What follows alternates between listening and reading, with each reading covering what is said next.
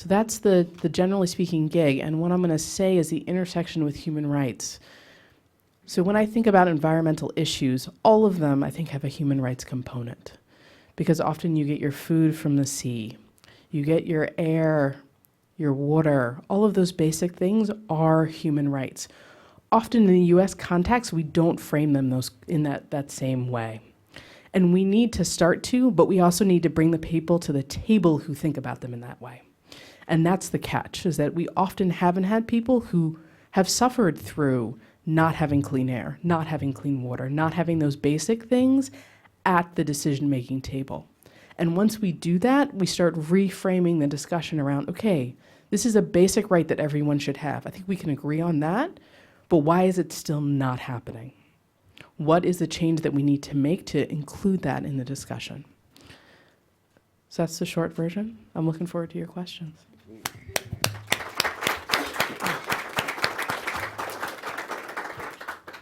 Thank you, Whitney. So I think it's really important to recognize the operational side of this. So that's part of what you're getting at, but also the question of financial support and the role of philanthropy in this space, which I think is really critical. So I remember when you launched your report, and I spoke at the event at the National Press Club, and I had a colleague who was in the audience, who is Caucasian woman, and she said to me, Roger Mark, I'd never been to an event like this where I was a minority. And she said, I've been in the environmental space all of my career, and it's the first time I've been at an event like this where I had to say, wow, I need to listen. I need to lean in a little bit more. So it was interesting to me to sort of just of the launch of the event, to see that on an individual level, you're able to have folks think about this in a real way. So one question that I have for you is, so what? Real talk. Mm-hmm. You're doing this, sounds great. Who's paying attention? Yeah. Great question. So it's funny because, so I took this job officially, I think 11 weeks ago. So for me, I'm actually getting a lot of real talk, which has been really sort of fun, from people who have commentary on Green 2.0 over the course of the last 2 years and will give me real talk about what they like about the campaign, what they don't like about that campaign, the whole 9 yards. And so when it comes to real talk, I think there are a few things that come to mind, and it's because I've had interactions with a few, especially CEOs recently, of a mixed bag of folks who sit there and say, thank you for raising this issue. We haven't addressed it. Some people actually apologize for the fact that they haven't gotten to it, but appreciate that Green 2.0 is finally really shining the light and saying, okay, so now what are you gonna do? Not just the, oh yeah, we talk about it because we're good, values-driven liberals, but what are we actually gonna take action on? And so one of the things is a lot of CEOs are often behind the scenes telling me, yeah, keep pushing us, because that's the only way we're gonna actually change. There are some CEOs who are also like, we'll do the duck and cover in a lot of respects. And it's also calling that out to saying, okay, you got a letter from the environmental justice movement almost 20 years ago that said, what are you doing on this issue? And not much has changed. So there needs to be a bit more real talk around what does this actually change? And when I think about it, I think of it in sort of 3 buckets. There's the moral case, there's the business case, and there's the political case here. And all 3 of them exist. The moral case is it's the right thing to do to include people of color in this conversation.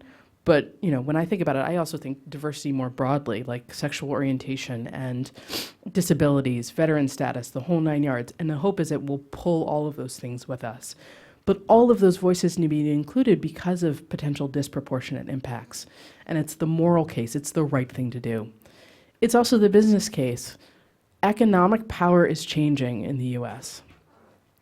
And that economic power hasn't been fully realized or fully leveraged. But the choices that people make, and the choices that all of you make every time you buy a bottle of water, every time you buy whatever it is, you're making a choice and you're making an economic impact. And the smarter and more strategic you can be about those economic dollars, the more you'll impact environmental issues. The other one is political, which is simply put, by 2042, people of color will be in majority, and they will be the strongest political voice if you can galvanize them around issues. Huge opportunity for the environmental movement to take what is now, I think, slowly transforming from being a very small subset of the population that cares about environmental issues to most of the population. And that we have to get to. Because if we want to be going from defensive moves, which I think is happening right now in the environmental movement, to offense, you need to have that full constituency who's all in. So I think, thank you, reflecting on all that we have all been talking about.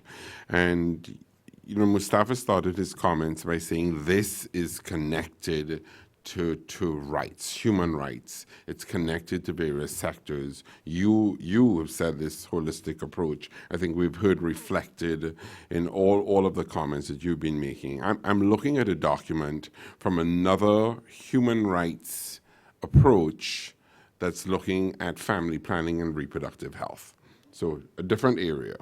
But their guiding principles, and this is from a group called Family Planning 2020, working to increase women's access to family planning. And their guiding principles are agency and autonomy, empowerment, equity and non-discrimination, informed choice, transparency and accountability, voice and participation. So it seems to me a lot of their guiding principles are the same ones that we are talking about. So I think of our colleagues in the room who are from the World Resources Institute. WRI does a lot of work in this area. And I think part of how WRI and others have framed this is also to talk about environmental democracy. And these are questions around transparency, participation, justice. These are sort of the pillars of this environmental democracy work. So, and you, Whitney, you talk about the movement. I'm trying to get a better sense of what is this movement and what's different about this movement. Is it just a human rights movement that is so similar to these folks working on family planning? Is it really leaning more to the environmental democracy side? And this is a question for all of you. What really distinguishes this movement? Can we talk a little bit about that so I'm understanding it a little better? Anyone, please. It's a great question. And when I think about the movement, I'd say it's actually currently a bit fractured and doesn't have the true cohesion often that it needs to. Because when I think of the work that I've done for mainstream environmental groups, that's sort of one track. There's the environmental justice equity track. There's sort of different tracks, and there are times when they overlap and work well together, and there are times when they're in conflict. And so when it comes to an overall movement, at times it doesn't feel like a true one in the sense that I think it's capable of becoming. And it's in part because all of these threads around human rights, around equity, around all of those things haven't always become the voice of everyone. And that transition, I think, is still in progress, and there's a lot of work to be done around that. Gustavo? Maxine. I just wanted to just sort of throw out an element that I think is cross-cutting as well, but maybe an additional bucket if I can offer it, which is that the inclusion of this and approaching rights is indispensable also comes with better solutions, right? I mean, we have sort of found ourselves in the circumstances that we're in being fairly consistent with one or two worldviews, but there are multiple worldviews and there are multiple ways out of a pickle. And in some ways, I mean, just to use as an example, what we find in decision-making in Hawaii, which isn't perfect by any measure, but we have some of the best laws around public trust in water because of the influence of Native Hawaiian culture and legal systems that preceded. Absent that, and even absent sort of using indigenous worldviews in addition to specific policies or methodologies, absent that, we have this sort of fractured approach. So I actually think part of the reason we want this to be sort of a Big Ten, if you will, is because you can't get great solutions without it. It's completely reliant on diversity and a commitment to rights for all. And as Mustafa, I'm going to let you speak, but as we build on that point, I want to also tie that in to Whitney's point, which I was hoping we would talk a bit more about, is the business case. What's the business case here, and how does this movement help us get to better solutions that allows us to make the business case too? But Mustafa, go. I was just going to share a couple of things. So I know everybody Google. So Google the environmental justice principle. There are 17 environmental justice principles. They came out of the first People of Color Summit in 1991. The first principle says, honoring the sacredness of Mother Earth. If we do that, that changes the dynamics of the way that we approach all of our activities and processes. One of the other principles talks about, that we shouldn't be creating policies that don't have justice and respect and equity as a part of those. So that's sort of the foundation that I stand on, those 17 principles, along with others that I've learned over the years. But when you start to have an understanding that people were thinking critically about these issues even before 1991, but at that time, you had folks coming from all across this country and internationally, from Africa, from South America, from a number of other countries, India, to come together around these set of principles that folks said that they would move forward on. Now, I have seen an evolution of folks coming together. So you heard me earlier talk about transportation justice and food justice. All these types of things are coming together because we all understand that these, as we started off with, are human rights. What we're really talking about is honoring the lives of people.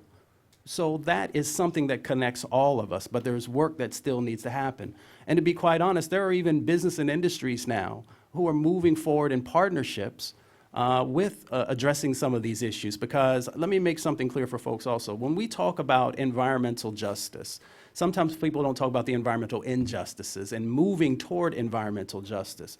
So we're talking about addressing the disproportionate impacts that have happened in the past and are currently happening, but people often don't talk about the flip side of that coin, which is making sure also that the benefits are happening inside of these respective communities as well. That means good jobs, that means green space, that means, making sure that there are parks and open access to waterways, a plethora of other types of things that folks are also asking about. So I want to make sure that when we're having these conversations, when we're thinking about climate justice, which is environmental justice with the overlay of climate change, adding those additional impacts that could be happening, but also the opportunities that exist in this space when we think critically also.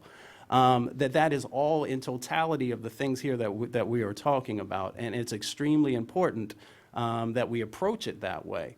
And when we do, I think it creates additional opportunities to bring a number of different folks to the table, having an authentic process where the voices of everyone are valued. Now, let me share this with you. That is a difficult process. And the reason that is a difficult process is because of power sharing. And for a lot of folks, they get real nervous. They're willing to say, well, you can have this little piece right here, and you guys go ahead and work that out. But true power sharing means that everything is on the table. And we have to figure out how we're going to move forward together in a way that there can be some consensus. That doesn't mean that everybody is going to agree. So think about that also as you're moving forward in your careers or the work that you're doing, how power sharing plays a role. And what Whitney was talking about is an important component of that, because if you don't have folks in positions who are actually decision makers, then it just destroys the whole power sharing concept. So I just wanted to share that as well. Great. So Teresa, in terms of this sort of movement and movement building, do you think it's very distinct internationally to a domestic focus? Is that movement very different? Where are the opportunities to overlap? Where do they separate, or do they? Well, no, it's a good question. One thought that I had just in following the conversation is that, as a conservation organization that works internationally, I hinted at this before, but we can't assume that we can't assume that we're doing these things. We can't just assume that we are always doing the right thing because we're a mission-driven organization. And so there's this need to be explicit, and I think that definitely connects to what you're talking about, internal to organizations and how that, so it really brings what we're talking about internationally home, that we have to do exactly what we're doing out there in our programmatic work. We have to do it right here in our own space as well, within our institution. And I think that also helps drive the environmental justice movement. So I know at CI, we've also thought about how do we apply our rights-based approach, not only in our projects, not only in our programs, but how do we internalize it into our operations? So very much like Whitney was talking about. So that's one thing that resonates for me as being the same, that there are similarities here that we can capitalize upon. And what about, so I know CI does some work on the corporate side too. Is this a space that you're able to make a business case for? Definitely. So we do work with the corporate sector. I mentioned that earlier. We have a variety of partners, some that are very difficult partners and some that maybe you would more associate with a conservation organization. Some of the difficult ones are extractive industries. Some of the ones that you might more associate with a conservation organizations are groups like Starbucks and advancing their cafe principles for sustainable coffee. So certainly we have to advance this conversation in our conversations with our corporate partners. We do, something I didn't talk about, but we do have a corporate associations policy too that guides those interactions and ensures that we do our due diligence on those engagements, that we have done our background work, our research, and that we have clear guidance for moving forward, that we have clear ideas of what it is that we're moving forward so that we're all on the same page. We recognize that these are difficult partners, but our idea is that, you know, if you want to change the face of things, you have to have the conversation. Great. So I'm going to ask you one question, and I want to take it out to you because we really want to have a dialogue with you. So as I mentioned, this is being supported by the Henry M. Jackson Foundation. And if they said to me, Roger Mark, what did you get out of this conversation that will be useful for us at the Jackson Foundation? So you have a small foundation based in Seattle that gives fairly small grants, but has a strong interest on a human rights perspective, and has a strong interest on the environment. Climate change is one of the areas that they're focusing on. What advice would you give? Maxine looks very, very thoughtful. What advice would you give a Jackson Foundation on how small grants can be leveraged and be impactful? Any thoughts? It's an honest question. Mustafa? Sure. You give me a few. Sure. So let me give you an example, because I like real-world examples of how positive change can happen. And you guys know that I believe communities should be a driver in that process. The Office of Environmental Justice in 1993 created an Environmental Justice Small Grants Program. Small grants. They've ranged between $20,000 and $30,000 over the years. They've given out over $25 million. One community in Spartanburg, South Carolina, you can Google it, the Regenesis Project. They got in a $20,000 environmental justice small grant. And they did a vignette a session where folks get together and they kind of map out what they want their community to look like. Their community had a number of issues that we see across the country. They had bad transportation routes. If there was an explosion or something in their community, a certain part of the community would be trapped. They had, how many people know what shotgun housing is? Okay, there's some folks from the South, you understand. So it's sort of old housing, you know, not energy efficient, any of those types of things. They had that in this part of the community. They had a lack of jobs. They had a lack of access to health care. Seniors had to travel great distances to actually either get to a supermarket. There was no supermarket in the community. And to get to health care, had to travel like 30 minutes to be able to get to that.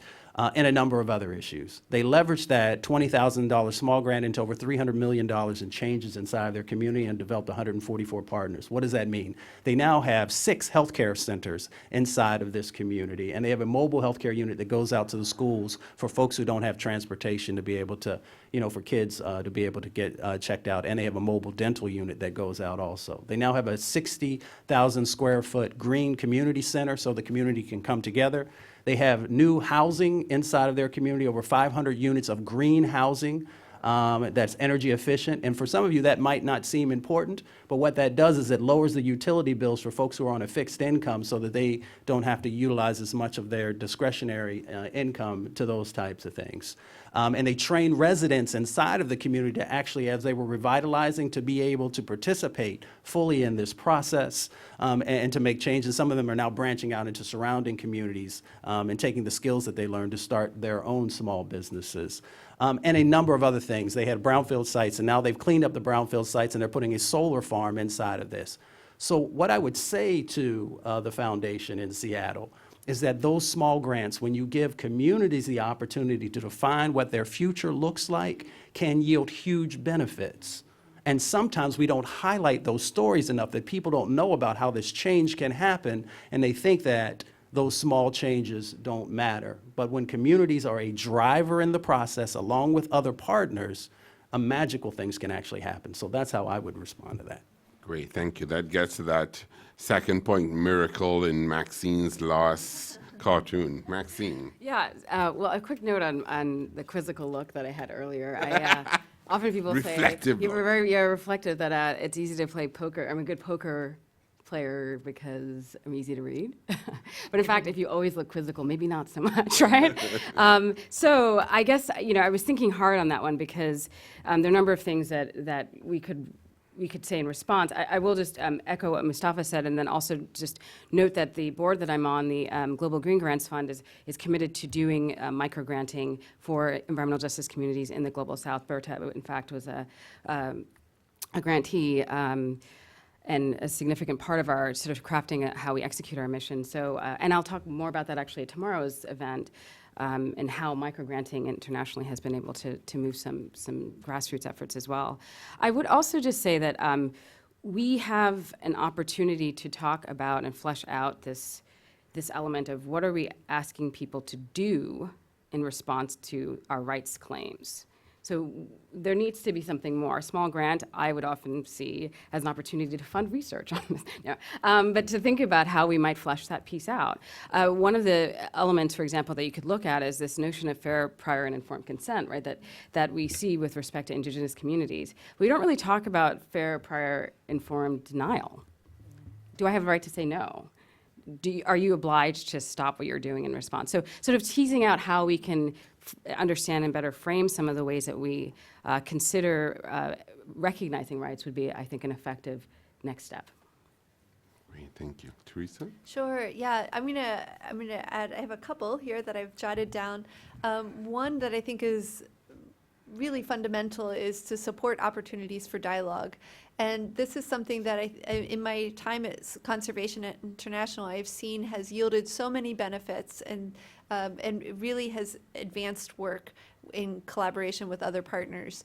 So back in 2005, when I began at the organization, the situation with Indigenous peoples was a bit rocky. There were some like I mentioned before, there were these allegations that the conservation community wasn't really taking Indigenous people's rights into account.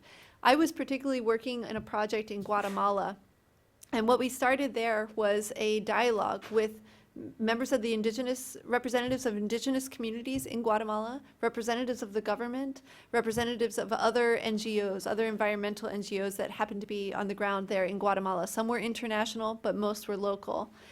And this, what began as one meeting, spawned an ongoing dialogue over multiple years. CI's office in Guatemala eventually closed, I think it was in 2011 or 2012, so we had to step out, but the dialogue was still going on. And that what they had actually done was decided that in order to really advance conservation work with Indigenous peoples and respect Indigenous peoples' rights in this particular setting was they needed to talk about laws, and they needed to have a protected area law specific to Indigenous peoples' conservation areas that are managed by Indigenous peoples themselves. So this is what they were working on. I think it's a great example of if you provide enough time and enough space, and you bring the right actors together, you can have a product. But you have to be patient. It's not going to happen overnight. It's really a transition in how a lot of the actors think. Great, thank you. Whitney? Yeah, so I'm also a lawyer by training, but I don't play one. So when you said this, I was like, oh, well, why don't you actually convene a bunch of legal experts to actually craft a draft of the duties? Like research is part of it, but for me, it's like actually give something for people to react to say like, all right, are these the actual ones that we mean? And then make those hopefully a part of the legal nomenclature, the international legal nomenclature for us to actually say, all right, if we have this right, then you have this duty, and to get countries to actually own up to that. Because imagine what the transformation would be if states had duties around air, water, food at a really fundamental level. It'd probably be kind of remarkable at a basic level. And the other thing I'd say is think about their grantees that they have right now. And are there stories that have yet to be told based on those grantees? And how to elevate some of that storytelling around the human rights and environmental intersection to give people great examples and to really let them sort of have little mini case studies around what has been successful around this so that people can export and hopefully repeat a lot of those successes. One area that I'd say that they're working on is leadership, the future leaders. So they have a new program whereby they have new leaders in the environmental space. And one of them is Laura Stewart, who is from Swaziland. Her mother was a Goldman Environmental Prize winner, and she has done a lot of work for them and produced an 18-minute documentary on environmental justice issues in Seattle and her convenings and bringing that together. So it is very much a space, but sort of the new leadership and making sure that they are engaged and present. And so let's take it to you. If you have a question, a comment, please raise your hand. I will ask you to give your name and your affiliation and to get quickly to your question. We'll take a few of them at the same time. My colleagues will come to you with a mic. Please speak in the mic. Once again, this is being webcast live and it's being video recorded. So we want to capture your thoughts. So we start from this end. We have a cluster in the corner there. So we start at the back and then to the table in front. Hi, I'm Sharon Geinup. I'm a fellow here at the Wilson Center. So Berta Canceres was fighting a dam to protect, her local people. The Guardian reported the other day that she was on a military hit list.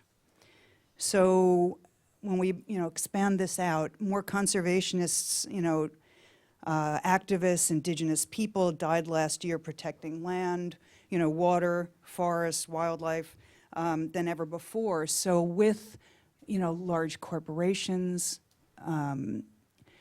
governments, military, cartels, gangs involved, how do we turn the tide? Small question. All right. Yes, please. Hi, my name is Chandler Sachs, and I'm an undergrad studying environmental policy at Cornell. So my question is basically that I know there's been a lot of criticism during the recent multilateral agreements, whether it's Paris or the Montreal Protocol, and coming up to Rwanda in October, about how there's far too heavy of a focus on financial mechanisms to address the disproportionate effects of climate change on developing nations. So what steps can be taken to have a more inclusive focus, whether it be on human rights or specifically on stakeholders involved in future multilateral processes? Okay, great. Thank you. Yes. Hi, my name is Sophie Perlman. I'm here with Public International Law and Policy Group. And my question, I guess, is a bit specifically directed at Whitney. So as all the panelists have discussed, people of color are disproportionately impacted and affected by issues around environmental justice and climate change. So because this is the fact, and it is also the fact that people of color are underrepresented in the professional field of environmental justice, how can we bridge the gap between the two and change the percentage of people of color who are working in environmental justice. Great, thank you. Anyone else on this side of the room? Yes, please. Hi, my name is Ian Mogus. I am a student at Georgetown University, and I've heard arguments that in discussions about environmental policy that too often arguments of morality or even like a religious connection, as if we have to protect the environment because it's the right thing to do, fall flat because maybe that's too abstract or too distant from people, and rather there are economic arguments that should be made in their place, ones that sort of look at the true economic cost and the negative externalities that come along with environmental degradation. And I was wondering if you think that, or what do you think has sort of kept back a more economic argument, or do you think that we've done an appropriate job in recognizing those costs? Great, thank you. Yes, next to you.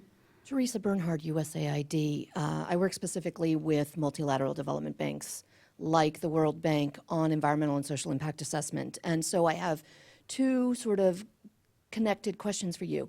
And the first is that the World Bank is revising their safeguards, and human rights has been an extraordinary issue. And the World Bank has placed themselves in an awkward juxtaposition between their borrowers and their voting members as it relates to human rights. And in fact, some of their borrowers do not wish to address that topic. So I'd like to hear what you have to say about that. But what I've also found in working with these banks is that they have often guidelines that say, look at the social impacts of what you do, and yet they implement them in a manner that promotes economic growth as the final decision-making criteria. So the question is, how do we bring these social impacts as it relates to all impacts, which all relate to human rights, how do we bring them into balance with an economic growth as a decision-making set of factors for projects? Great. Anyone else from this side? Yes, please. Hi, I'm Erica Drazen. I'm a student at the Yale School of Forestry and Environmental Studies. And I was wondering, so the IUCN World Conservation Congress is coming up, and there's a motion on, you all have talked about how kind of terminology is important in figuring out actions later. And so there's a motion on naming places indigenously developed instead of undeveloped, as that would allow for better rights, and tenure is obviously an issue when working with Indigenous people. So I was wondering if you could talk a bit more in the international sphere about tenure and terminology around and how that would impact kind of organizations or private companies, like say whether it's dams or extractive industries, from being able to take over those territories. Great, thank you. So great set of questions. And Whitney, we start with you and come up. But this question of, we talked about power dynamics, and you're talking about folks who are on the front lines of protecting their rights tied to the environment. And then you get into the space of the military and cartels. How can we turn the tide? What can we really do? How do we get above and beyond thinking of financial mechanisms, inclusive of thinking of financial mechanisms, but a more inclusive process globally that brings stakeholders to the table? How can we really change the tide in getting the involvement of people of color in the environmental justice movement? Morality, religion versus economics. Are we doing a good job? What's the right balance there? What's our record in that space? Social and impact assessment, safeguards. How can we get the multilateral borrowers to buy into this and support it? How do we think of social impact across a portfolio of development when we recognize the economic focus of multilateral organizations? And then should we think of indigenously developed areas versus undeveloped when we think of questions around tenure and terminology? A short list. Ooh. All right. Real talk. All right, I might work backwards and try to tackle. And you don't need to do, you could do one or two, whatever. So on terminology, it's really interesting because that's playing out in the U.S. too when it comes to Yosemite. and its lodge. And so it'll be interesting to see how that plays out. But I think terminology, but also the terminology you use, even just talking normally, you should be really conscious about that. Minorities, people of color, low income, disproportionate, all of those have impact, and recognize those when you use them, because I'm always trying to be conscious of those and how you use it. On the specific question of people of color in the movement, I'd say there's a bit of an interesting bifurcation. I'd say in the environmental justice movement, you're going to find more people of color. In the environmental movement, you will find less. It's a sort of ironic thing, but that's how it plays out. And so in part, it's saying that you need to bring more people to the broader environmental movement, but also over time, those two movements hopefully need to get closer together and linked. Because hopefully the collective, as we talked about earlier, will be better than the pieces. But it's in part even realizing, it's a career path. You can take a job like I have.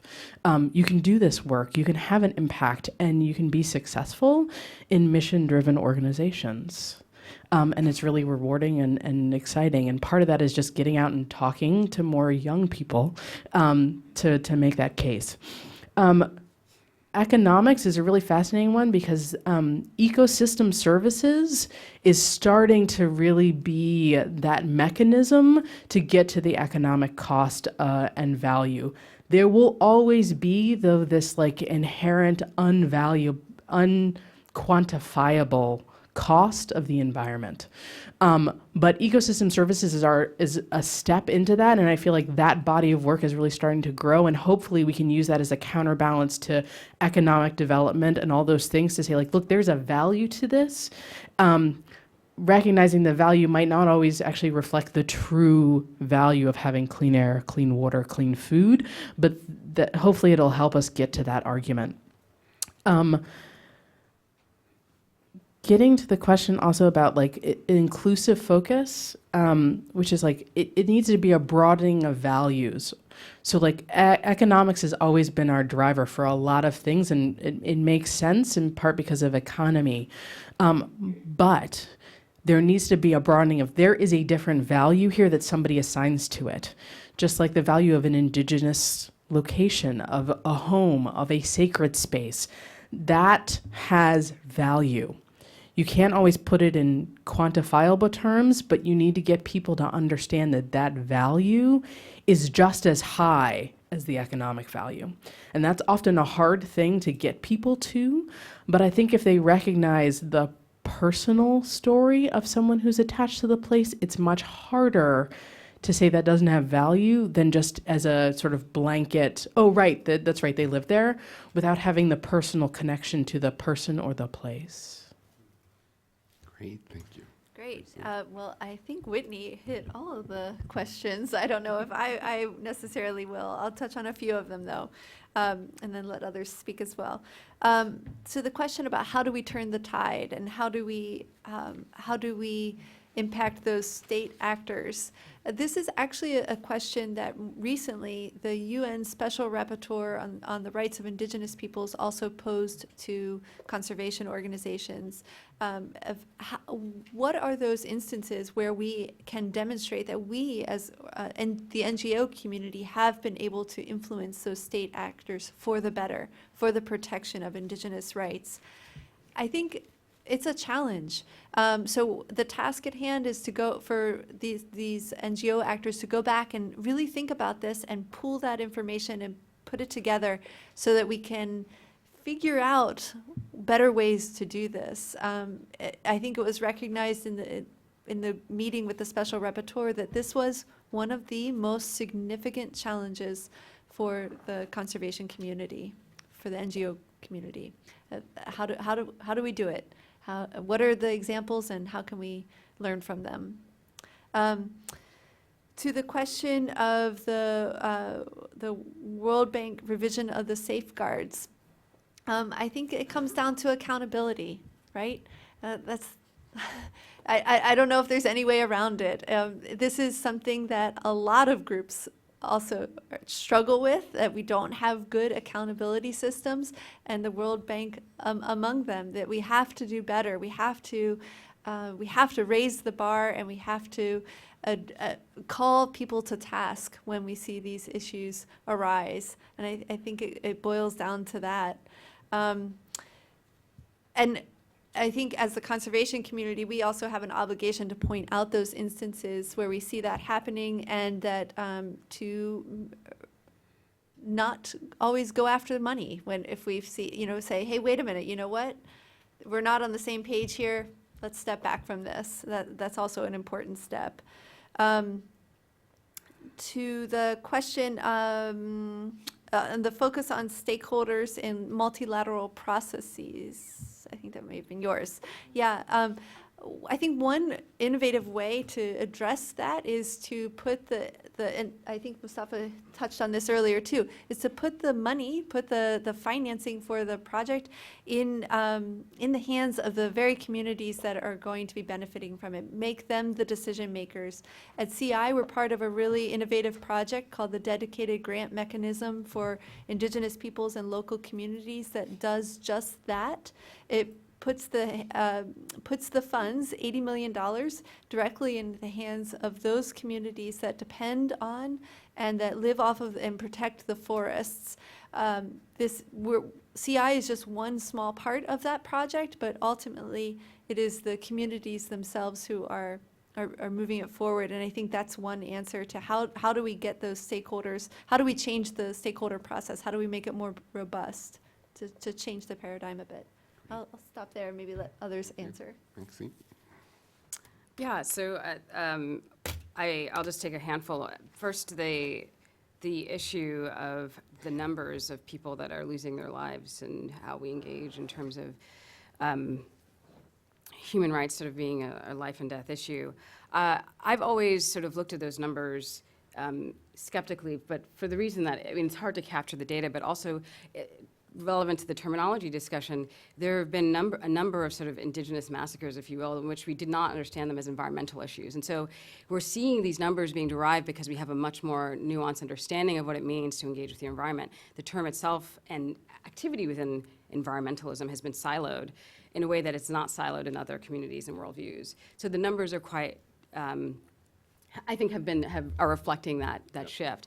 But I'd also say, I'm not sure who exactly, I've heard this quoted, attributed to a number of different people, but this notion that, this resistance may be a sign of better things to come, right? First they ignore you, then they laugh at you, then they fight you, then you win, right? If that's the actual sort of play out, then perhaps we are at this sort of very important moment in history, and I think the time is right, given all of the urgencies that we're facing right now.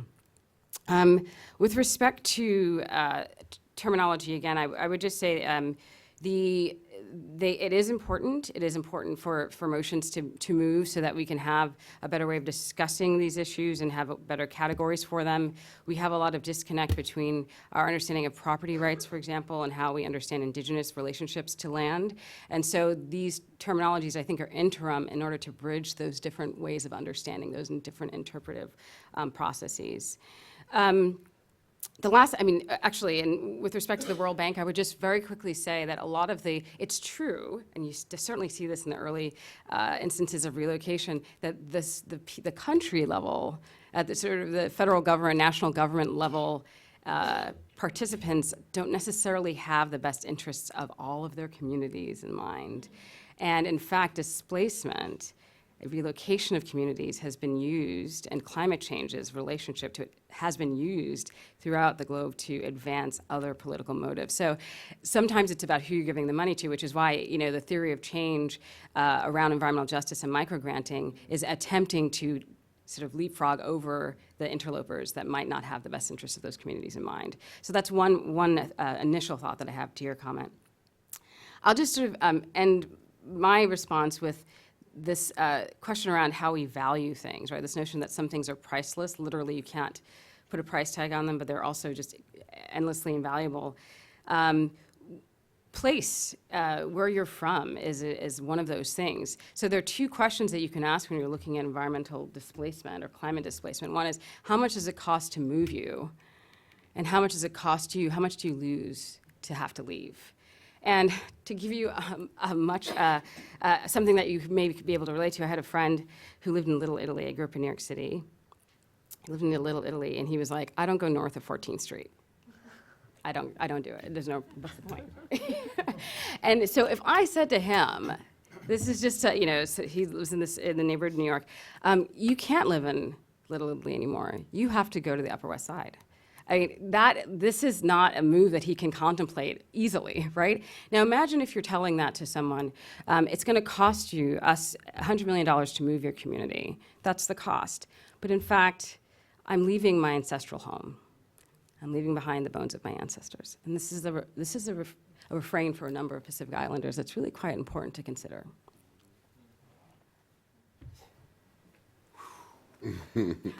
I'm going to hit on 2 points.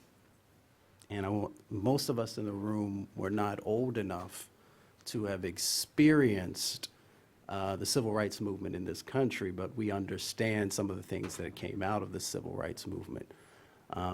And growing up in this movement and having conversations with environmental leaders, civil rights leaders, and hearing the stories, and this goes to your question about how do we change the tide, of the dedication that folks have and had to that issue, and how they understood that because of that dedication and connection and commitment to the issue, that they were constantly putting their lives at risk, that the next day was not promised, but that the sacrifices that they were making was to lead to a better future for everyone. It's amazing that in having conversations with a number of environmental leaders, both internationally and not as much domestically, they have that same understanding that what they're really fighting for is civil rights, and that in meeting Berta and understanding her commitment to this issue, she knew that there was always the chance, and hopefully that it would not happen, that she, along with like other leaders, would actually lose their life. So I say this, that in many of these instances, it's not the first time that threats have happened to individuals. So that respective governments, just like in this country, this government had to say that the injustices that were happening under a civil rights paradigm, if you will, could no longer happen. Other countries are going to have to make that same commitment if they see fit. So what does that mean? That means, do we value these lives? We've heard that being shared in a number of contexts recently in our country. Do we value the lives of a number of different groups? And I won't go into that at this time.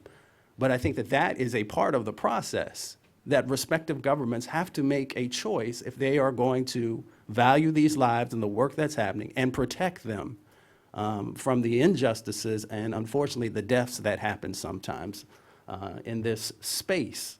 And for me, again, y'all heard me at the beginning, I keep it simple. Do we value the lives? And if so, let's put the right processes in place to make sure that happens. So now let me transition and get a little wonky to talk about your question around economics, and there were a couple of others. So sometimes in the conversation around the economic impacts and opportunities that exist, we don't talk about the healthcare cost enough, and how when we do things properly, we lower those costs, and when we don't, we exacerbate them. And then people are saying, well, why are healthcare costs going up? Well, are we thinking critically about the changes that need to happen in that space to be able to do it? We don't talk enough about the lost productivity of workers when they're exposed also to some of the chemicals and other things, pollution and other things that are out there, and how we make our country stronger when we address that. So everybody talks about making our country stronger, so let's actually think critically about that and actually make that happen. And then I see a lot of young faces in the room as well. So we also have an impact to education when we allow some of these things to not be addressed. You know, if you have a child who has asthma, I mean, when I was growing up, and I'm just a little bit older than you guys, there weren't that many folks who had asthma. But now you ask that question and everybody knows somebody who has asthma or themselves have asthma, as one example. And that makes it difficult to learn because, sometimes in certain schools, things move really fast. And if you're not in class, you're out for a considerable amount of time, then you get behind. and it's really difficult to catch up. And all of that has lifelong implications of productivity and how you're going to be able to move forward. So those are just a few examples of the economic implications that we have to throw into the mix as well, that really start to move it in a different direction, because lots of times people will want to take that out of consideration. So I hope that helps a little bit. And, you know, I'm looking forward to deeper conversations on some of these things. And if I still have a job, y'all know what's going on. Great. So I'm aware of time, but let's try and get a couple of questions from this side. Yes, we take these 4, but please quickly because of time. Hi, my name is Rachel Merriman Goldring. I'm an undergrad at William & Mary, and I'm writing my thesis this summer and next year on environmental justice and communication. My question is really broad, but very quick, and it's about issues of scale. So how do you sort of incorporate this idea of really going into communities and talking to people in communities, and the small scale sort of inherent aspect of that with the immense change and the immense scale that we need to be operating on to fix issues of environmental justice and climate Great. change? Thank you. Yes, go ahead. Hi, my name is Patrick Riley. I am an undergrad at the University of Chicago, and I'm here with the Pulitzer Center on Crisis Reporting. My question is mainly for you, Professor Burkett. You mentioned some groups like indigenous tribes in Louisiana and Washington State within the U.S. that are already being affected by climate change. I'm wondering if there's any litigation that you're watching or that has already happened that you think could be a taste of things to come. Great, thank you. Yes. At the back? Hi there, Claire McLeod, undergrad at University of California, Davis, as well as an intern here with Global Green for the summer. And I was wondering what advice you can give in getting institutions such as NGOs and those of higher education to not only recognize the intersectional nature and applicability of environmental justice in their work, but also to actively approach their projects with an environmental justice lens. Okay, great, thank you. Yes, you two here.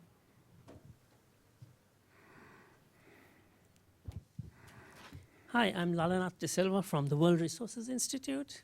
The World Resources Institute launched in May of last year the Environmental Democracy Index, which looked at the laws and practices of 70 countries on 3 particular rights: the right of access to information, the right to participate in decision making, and the right of access to justice, or the right of access to relief and remedy, if you like.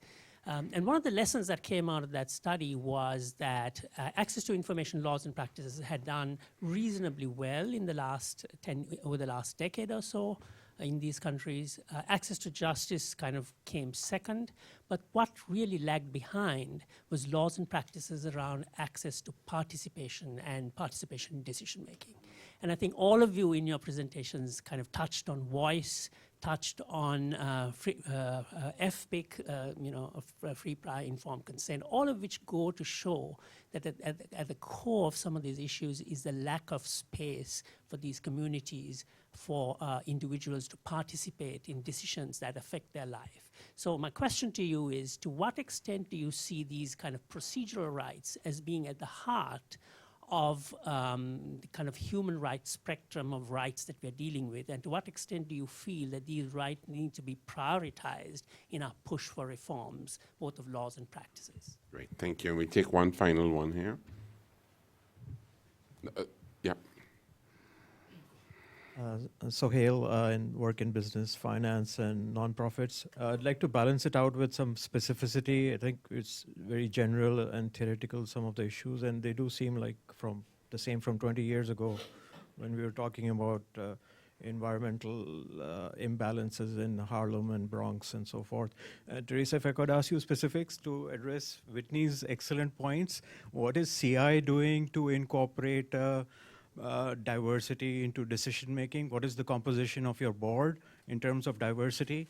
And would you be willing to satisfy the sort of thing she's asking for as an NGO organization? Because I know in many countries, your management will know what the social club is, because they're very small communities. They're not like the US, you know, if you're in an Asian or Latin American country, Okay, people hang good. out together.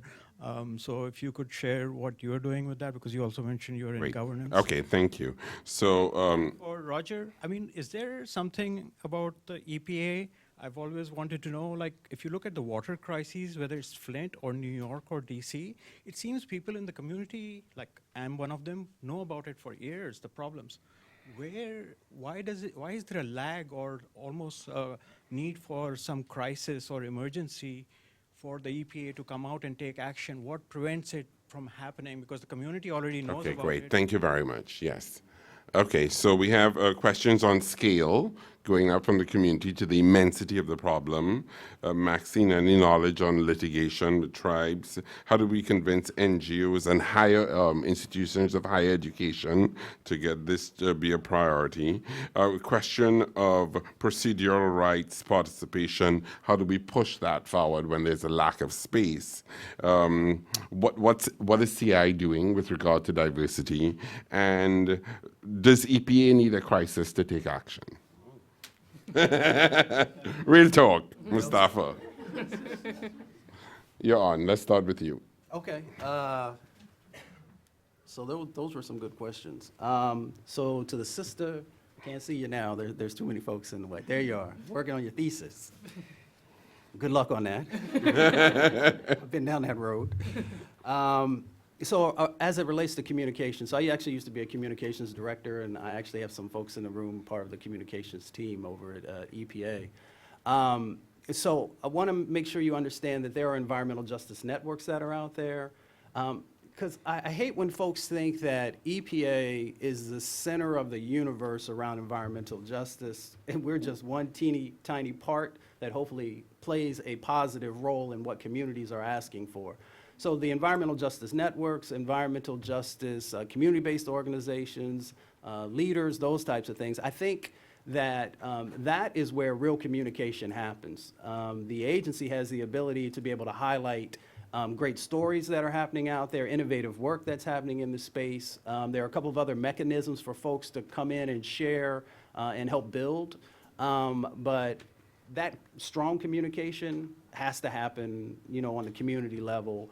There are grants and other things that are supportive in that space around education and those types of things. But, you know, I just want to be clear about that at least from my perspective, that's where the majority of that happens. The other thing that is a real plus, so when I first started working on these issues, we didn't have the internet, we didn't have social media, which helps to sort of change the game, if you will. When I first started working on these issues, I remember I was going to a meeting, and there were some gentlemen who were walking in front of me. They were older gentlemen, and at that time we were talking about environmental equity. And I remember hearing them say, I'm not sure why we're even going to this meeting, because the things that these folks are talking about can't possibly be a reality. It must be a mirage or aberration or, you know, whatever. And you can't, so folks can sometimes get away with that type of a conversation because they haven't spent any time in communities. So if you don't go to places, then it's easy for you to say, well, it probably wasn't real. Social media changes that because now it's in your face. And you can see the impacts that are happening, and folks document it through video and other formats. So utilizing that has helped to sort of galvanize the movement in the sense of being able to tell the stories, but also to talk about how communities are thinking critically about the changes that need to happen and who needs to be a partner in that process. So I hope that helps a little bit around the communication stuff, and if it doesn't, you know, we'll talk afterwards and we can crack it open. I was writing things down here, and my penmanship is terrible, so there was a question. What was the question about the lag of response for the EPA? Oh, yes. So that's a good question. And it's an interesting dynamic there because the way that our government is set up in the delegation of authority to the states, and the states are supposed to be, you know, handling certain things, and you can't go in until you go through these formal processes. I am not an attorney, as you can tell by the way that I am talking about this. Specifics for New York and DC and Flint. Specifics. Specifics? That's what happened in that instance. So I can tell you what were some of the other resources that were out there that that folks didn't utilize, which I wish would have been able to trigger some things. So there's an environmental justice hotline that's been around for 20-plus years now. Thousands of respective calls come in over the years. Those calls are then routed to the respective regions, and then that actually kicks into a formal process. No calls came in, unfortunately, there. And, you know, some of the other mechanisms that are out there, the tips and complaints hotline that folks have also, nothing came in through there. And if it would have, that would have at least brought some additional attention to the issue. Flint, as far as I'm concerned, you know, one, it was a devastating impact to the communities. And I've worked in New York as well on issues that have happened there. And it's something that should have never happened. And unfortunately, it did. And folks have to make sure that there are better processes in place. There's something else that was missing in this. So if we look at the state of Michigan, there's no Office of Environmental Justice that exists there. There's no person like myself, a senior advisor at the highest levels who's there. So we have to also look at the structures that are in place and ask the question, why isn't environmental justice built into our structures to make sure these types of things don't happen? And folks have to think and make some decisions, priorities, on how they want to make sure that we ensure that these things don't happen forward. So I understand where you're coming from. I have the same frustrations in this space, but the reality is the way that we've got the laws structured, there are certain things that have to be followed before, you know, feds can come in and others in that space through, you know, whether it's the Clean Water Act or if it was an air violation, those types of things. But in the environmental justice context, we've built some things in place to help get attention and to move it if folks utilize those things. So we can talk more about it later, but that's, unfortunately, that's what happened in that space. Great, thank you. Maxine? Yeah, so I'll just briefly mention that in terms of litigation and domestic relocation, litigation is usually when all other avenues, well, hopefully it's used when all other avenues have been expired or there are no avenues. And in the case of displacement, we are in kind of new frontier. There is specific litigation that came out of the Native Alaskan community, Kivalina, its need to move. And in fact, there was a tort action that was brought against the largest emitters and seeking some kind of funding for their adaptation efforts, which would necessarily include relocating. I can explain to you later all of the intricacies as to why that is no longer moving, but there was an attempt. But understand that prior to that case being filed, there was several years of conversation with federal agencies. The Army Corps of Engineers had run numbers on how much it would cost to move communities. That Government Accountability Office did the same. So we see these processes happening at federal agency levels, and that's happening right now with the Louisiana tribes in Ile-de-Jean Charles. They are in fact in a process with the HUD to move their community. So it's possible that if that process doesn't play out in the way that it ought to, there might be litigation somewhere there, but that's just speculative, again, if the process itself fails for some reason. With respect to participation and procedural rights, I think they are profoundly important. And a couple of examples one example I'll use in the international level is that at the COPs, the conversation at the conferences of parties, that process was critical for having the island voices have the impact that they did in terms of making our goals much more rigorous with respect to any number of things, but notably, if a bit aspirational, our temperature increase ceiling, right? That would never have happened had we not had this kind of open process in which all parties could participate. It took a lot of work and a lot of effort, but it is significant. I will say participation itself, though, it's not an end goal. Procedural rights, it's interim. It's an interim goal, if you will. We have a lot of procedure when it comes to, for example, looking at impacts on communities of particular developments or siting, et cetera. But does that stop those things from happening? Is there an opportunity to say no and to have that have meaning? That's where the next step, procedural rights are incomplete without that additional step. Great, thank you. Teresa? Okay, I'll weigh in on a few as well. Someone back here asked about advice from NGOs for working on these issues, and I guess if I could sum up my advice, it would be steady on. It's a long process, and it takes a lot of time, and it takes being creative and innovative.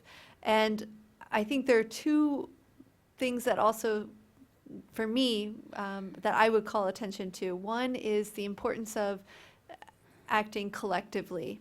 And I shared earlier about CI's experience of being part of the Conservation Initiative on Human Rights. And I think acting collectively helped influence our own institution, my own institution, because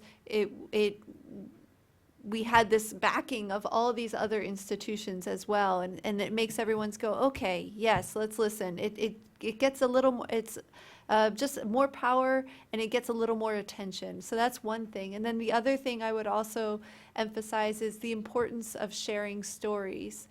No one is going to change their opinion just because you tell them it's a good idea to. They need to hear the story and understand why, and have it really resonate to say, you know, I get it now, and that makes sense. So those are the things I would say there. To your question, sir, about what is CI doing to incorporate diversity into CI. So I've spoken today about our rights-based approach to conservation, and I also mentioned earlier, after Whitney's comment, that what we want to do is think about that rights-based approach not only for our programs and our projects, but also for how we internally operate within our institution. So that's one thing. I must say that I'm not part of the human resources team. So I don't have the numbers that you were asking. I can't spout off the numbers about diversity, but I can talk about a couple of things. One is that we have worked hard to incorporate Indigenous peoples in particular to our board. And we've had at two different times, we've had board members who represent Indigenous communities, one from Brazil, Kayapo leader, and then more recently, that was a couple of years ago, and then more recently, Vicky Talley-Corpus, who has her current role as the UN Special Rapporteur on the Rights of Indigenous Peoples. She did serve on CI's board for several years and brought that Indigenous voice to the conversation. So those are important, I think, steps forward for the organization. Another thing that I will also mention is that we have a gender program, and this is a program that's not only looking at gender within our projects and in our programs, but there are also components of it that we are using to address our internal operations. One of those is a women's leadership fund where staff in the field who happen to be female and who have ideas for improving their leadership skills can submit an application and with their idea, and it could be an idea for maybe taking a course in X subject that would then have a direct impact on their work and improve how they manage that work. They can solicit funds from this fund to do those things, and I think this is an important thing, that it's targeting not only field staff, not US-based staff, and also it's targeting females. And then finally, one other thing that is new at CI is an emerging leaders cohort.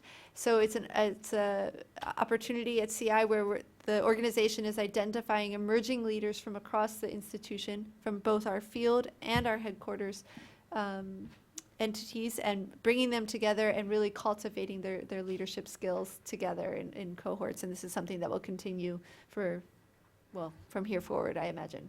So those are just a couple of things.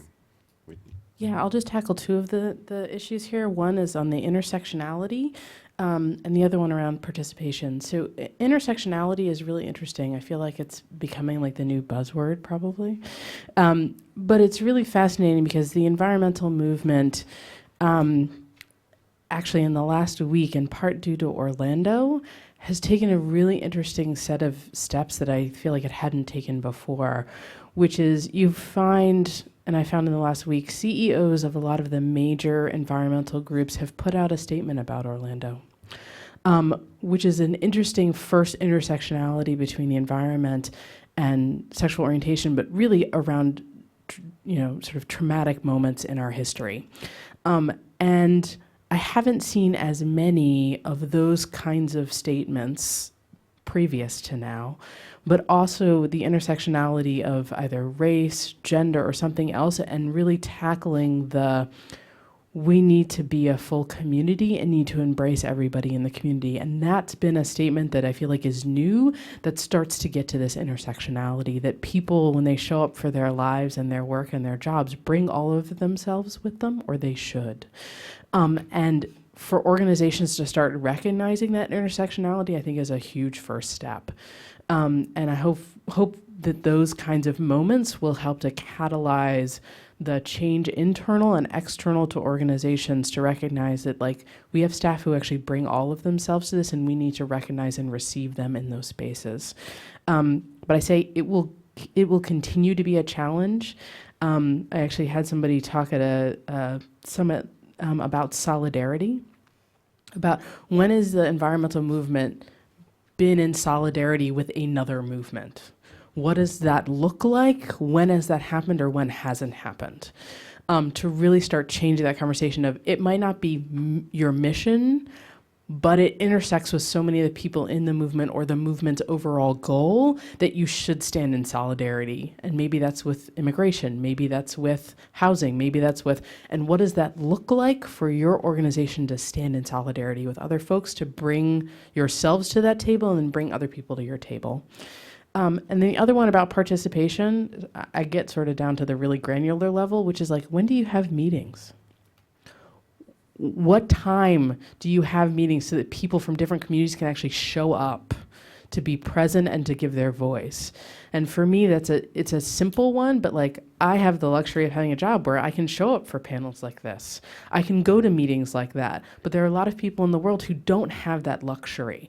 And so how do you schedule or go to the places where those people are to get their participation and to know that you see a value in getting that information from them, and that they see that you're valuing it enough to take the time to do it. And so for me, when it comes to participation, it has to even get down to that level of granularity.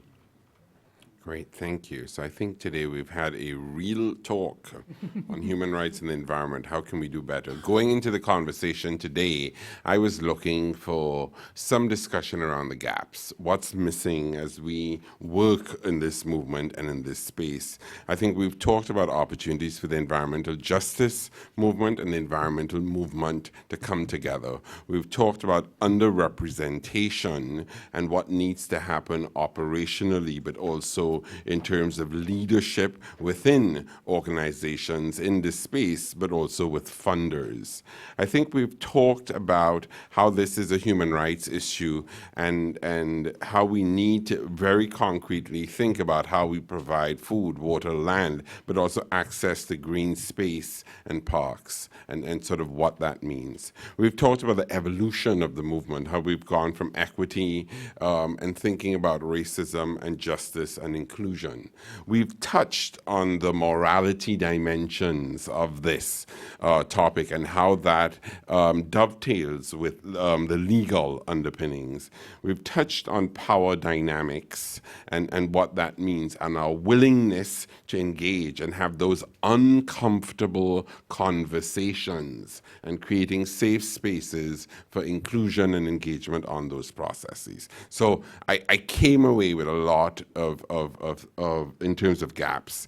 A lot of innovations also. I think, to think that, not that my work is simple, but that the focus is simple. The clarity is there. We know what we need to do, that there's a question of focus, of a holistic approach, of a voice from the community, and engagement at multiple levels. We talked about financing. We talked about micro-granting and grassroots involvement in that space also. We had a number of good examples of how to engage one specific community, the indigenous community, and how that is happening internationally. And then opportunities in terms of small grants, a small grants program, and how that can help capture, convey stories, and how that can be used to propel and for leverage. So some interesting, innovative work that's going on. We also talked a lot about opportunities and how engaging in this space allows us to make connections to other sectors that really gets to this holistic approach that ultimately gets us to better solutions. And we can talk about those solutions from a moral perspective, from a business perspective, and from a political perspective. So there are multiple dimensions to making these connections at various levels, at various scales that get us to better solutions. We talked about the importance of naming, calling this what it is, recognizing who's talking, what it means for claims, and what it means in terms of duties and the climate change trigger. We talked about opportunities to bring in the new activists who can be engaged in this space, particularly young people, and what it means to think about having a career path. One area that we talked quite a bit about was how do we make this case? Can we make this case from an economic perspective, from a healthy perspective, from a human rights perspective, that that's a real opportunity there? And then this sense of stories and storytelling and communications and how we can use that to talk about what is of value and how we think about that from a holistic approach. So we covered quite a lot, guys. Wow, this was really impressive. I'm so pleased that you joined us today. Please join me in thanking Whitney, Teresa, Maxine, and Mustafa.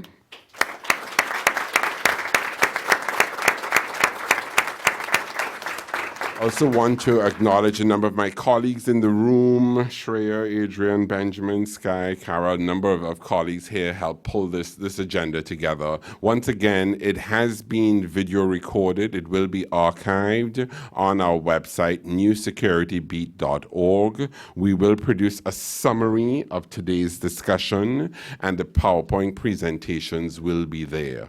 So please go to the website to have a look at the discussion today, newsecuritybeat.org, and please send us thoughts and feedback on what you think we could be doing in addition in this space. So thank you very much.